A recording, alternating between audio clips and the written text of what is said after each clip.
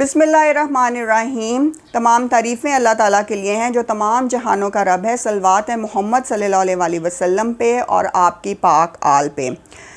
بچیوں کی شادی کے لیے ایک وظیفہ ہے کہ اگر بچیوں کی شادی کے لیے اچھے رشتے نہ آئیں تو پھر ہمیں کیا کرنا چاہیے۔ ایک شخص نے یہی سوال حضرت امام رضا علیہ السلام سے کیا تھا کہ اگر ہماری بچیوں کی شادی کے رشتے مناسب وقت پر نہ آئیں تو پھر ہمیں کیا کرنا چاہیے۔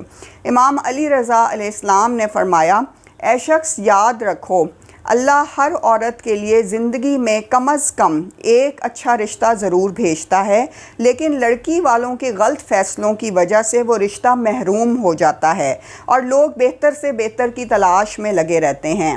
غور سے سنو، جب آسمان میں چاند پورا ہو تب اپنی بیٹی سے کہو کہ ہر عشاء کی نماز کے بعد 72 مرتبہ سورہ کوثر کو پڑھ کر اپنے لیے دعا مانگے۔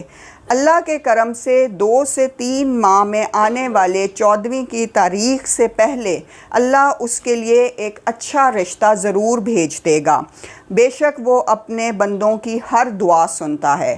سبحان اللہ۔ امام علی رضا نے جو وظیفہ دیا ہے، اس سے بڑھ کر کوئی عمل نہیں ہو سکتا کہ آپ جو ہے آپ کی بیٹی جس کے لیے رشتہ درکار ہے، آپ اس سے کہیں کہ وہ نماز عشاء کے بعد 72 دفعہ سورہ کوثر پڑھے اور اپنے لیے اپنے حق میں اللہ سے دعا کرے۔